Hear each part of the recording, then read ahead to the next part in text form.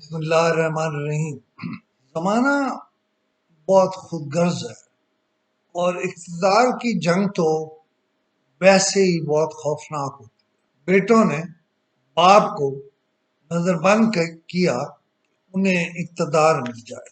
اس وقت تاریخ کی نہیں آج کی بات کروں تو عمران خان کے بارے میں ان کی پارٹی میں ایک لڑائی جاری ہے، اور لڑائی یہ ہے عمران خان اگر ہائی کورٹ کو معافی نامہ لکھ کے دیتے ہیں، اس بات کا امکان موجود ہے کہ جس طرح سے مسلم لیگ یعنی مسلم لیگ نون کے بعض لیڈر سزا پا گئے، نائل ہو گئے، اسی طرح سے یہ ہائی کورٹ کی ثوابدید ہے کہ وہ عمران خان کو معاف کر دے یا عمران خان کو سزا دے۔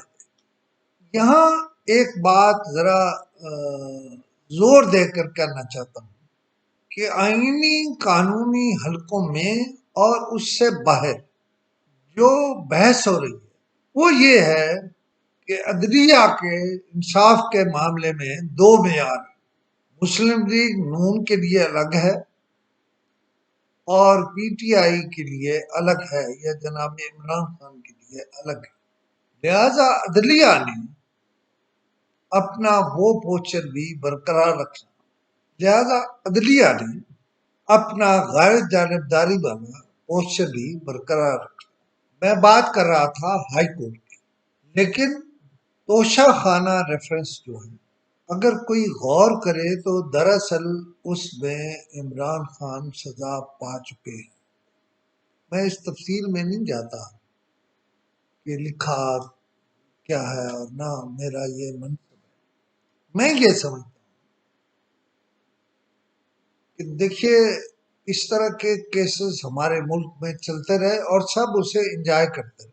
اب اگر انجوائے کرنے والوں کی باری آ گئی ہے، چیزیں حقیقت ہیں، کچھ چیزیں مثال ہیں، کچھ سزائیں ہو چکی، کچھ نائل ہو چکے۔ کل برادر عزیز فواد چودھری نے جناب حامد خان کو کہا کہ وہ گگو کوڑے۔ اس سے لگا کہ یہ پی ٹی آئی کی جنگ نہیں، ذاتی جنگ ہے۔ لیکن میں نے اس کی ڈیپتھ میں جانے کے لیے جب کام شروع کیا تو بات یہ سامنے آئی کہ لڑائی تو اقتدار کی ہے۔ وہ جو بظاہر عمران خان کے بغیر جیتے نہیں، وہ عمران خان کی جگہ لینے کے لیے یعنی پارٹی کا نمبر 1 بننے کے لیے امیدوار۔ اچھا، میں یہ بات کوئی اس طرح نہیں کہہ رہا، ہمیشہ ہی کچھ لوگ اسٹیبلشمنٹ سے ملے ہوتے ہیں۔ کون پی ٹی آئی میں اسٹیبلشمنٹ سے ملا ہوا؟ لیکن بڑے لوگوں کا نام لے لیتا ہوں میں، جناب عمران اسماعیل، جناب شاہ محمود قریشی، جناب اسد عمر، جناب فواد چودھری، جناب پرویز خٹک، اور کچھ لوگ جہانگیر ترین کو منانے کی کوشش بھی کرتے رہے۔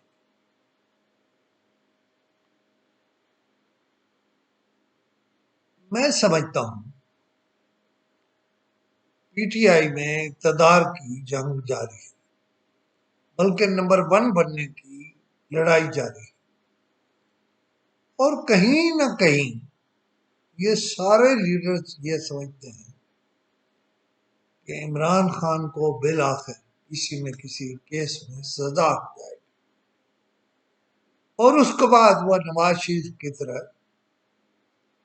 پارٹی کے لیڈر بن جائیں گے، قائد بن جائیں گے، قائد کہلائیں گے۔ لیکن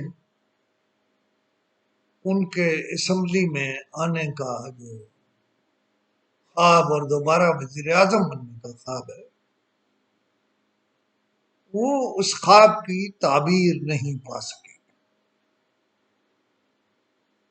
آپ مجھ سے اتفاق کریں یا نہ کریں، میری ایک سوچ ہے اور اس کے پیچھے پاکستان کی تاریخ میں ہونے والے اہم واقعات بھی ہیں جنہیں میں یہاں بیان کرنا ضروری نہیں سمجھتا. آپ میری اس بات کو ذرا فالو کرتے رہیے. آپ کو آہستہ آہستہ ان کی نشانیاں نظر آ جائیں گی.